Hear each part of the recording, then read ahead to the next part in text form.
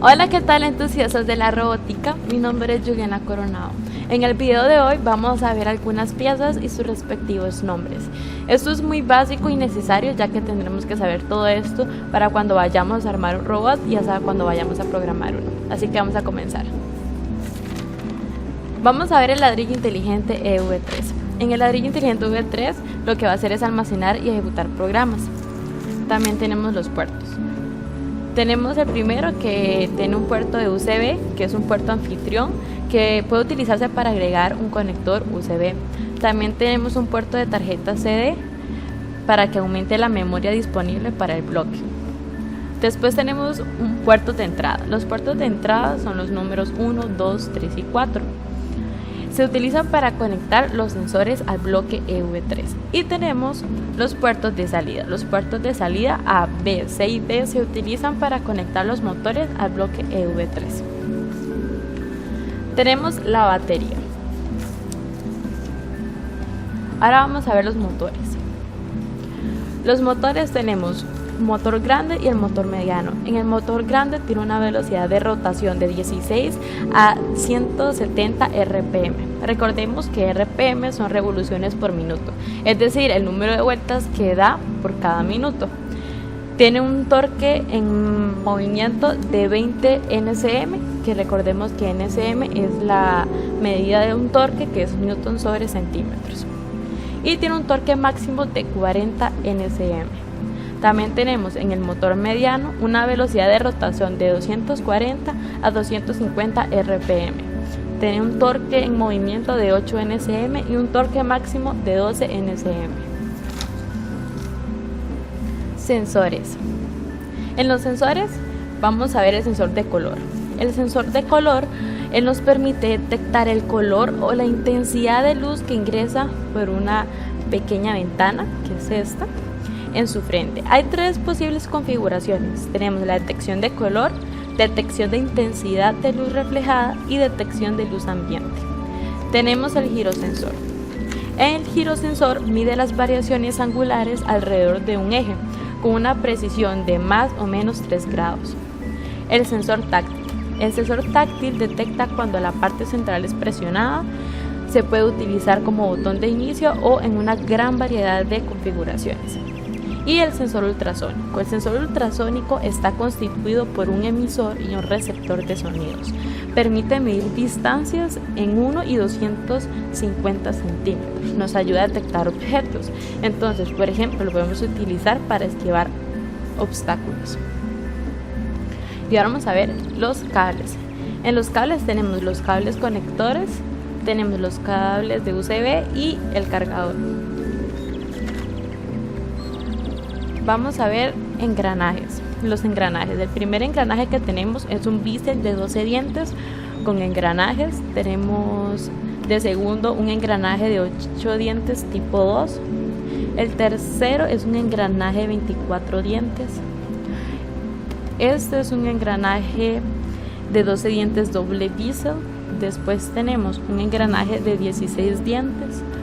Aquí tenemos un engranaje de 20 dientes doble bisel.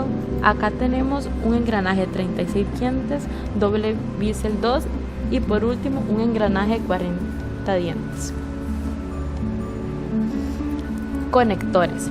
En los conectores, de primero tenemos un conector de clavija perpendicular 2x2 doblado. El segundo es un conector de clavija perpendicular 2. El tercero es un conector de clavija perpendicular. Después tenemos un conector de clavija redondo 2L con una ranura. Después tenemos un conector de eje L2 liso con X orificio más orientación. Y por último tenemos un conector de eje doble flexible, o sea de goma. Eje y conectores. En los ejes y conectores tenemos un eje y conector de clavija en ángulo número 1, que sería el rojo. Un eje y conector de clavija perpendicular 3L con 2 agujeros de clavija, que sería el verde. Tenemos un eje y conector de clavija perpendicular, que sería este azul. Tenemos un eje y conector en ángulo número 2 de 180 grados, que es el amarillo.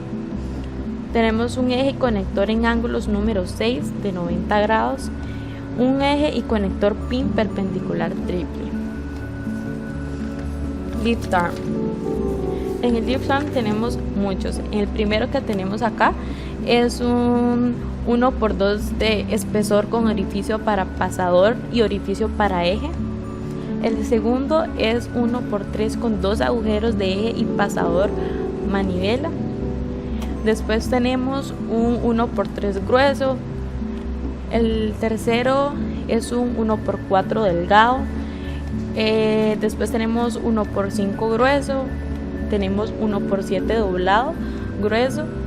También tenemos un 1x7 grueso, 1x9 doblado grueso, 1x9 doblado grueso también, un 1x9 grueso, 1x11 grueso, 1x11.5 doble curvatura gruesa.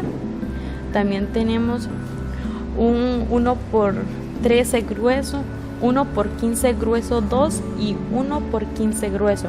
También tenemos un 3x3 en forma de T grueso, que sería este negro de acá. También tenemos un 3x5 en forma de L grueso.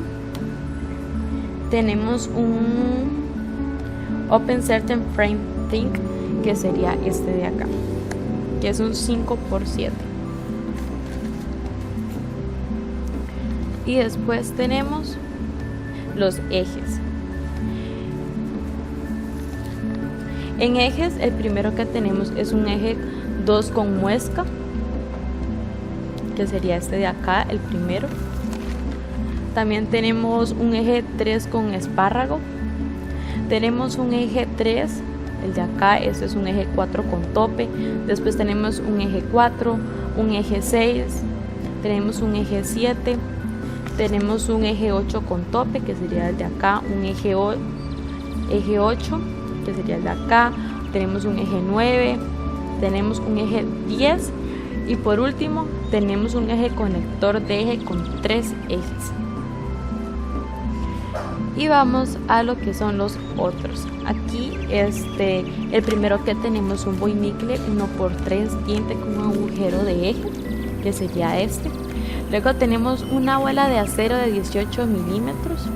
Después tenemos el de acá, que es un enlace banda de rodadura ancha con 2 terminales de agujero.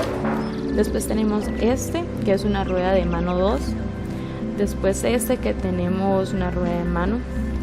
Y acá que tenemos un neumático 56 por 28 de calle. Este de acá es un neumático de rueda de correa de cuña. El de acá es un marco central abierto grueso. Después acá tenemos un panel carenado de uno pequeño liso corto, lado A. Después tenemos el otro, que es un panel cerrado número 17 grande liso, lado A. Después tenemos un pasador 3L con crestas de fricción 3 y tenemos un pasador 3L con crestas de fricción a lo largo de orificio del pasador central. Después tenemos un pasador con crestas de fricción de sentido longitudinal con ranuras centrales, que sería el de acá. Después tenemos un pasador de eje con crestas de fricción longitudinalmente, que sería este. Tenemos un pasador de eje sin aristas de fricción longitudinalmente, que sería el de acá. Después pasamos a un pasador sin aristas de fricción longitudinalmente. Después tenemos un pin 3L con crestas de fricción. El de acá es un pin 3L con crestas de fricción 5. Y pasamos a el pin 3L con crestas de fricción longitudinalmente, que sería este de acá. Después tenemos una placa giratoria técnica, tapa pequeña. Después pasamos acá, que es una rueda de correa cuña técnica. Después pasamos acá, que sería una rueda dentada grande. Después pasamos acá, que tenemos un arbusto técnico y un tornillo sin fin para engranajes. Entonces, estos serían algunas piezas que vamos a utilizar a la hora de armar un robot. Entonces espero que les haya servido de mucho este video. Entonces sigan pendientes en nuestro canal para que sigan viendo más videos de este tipo. Hasta la próxima.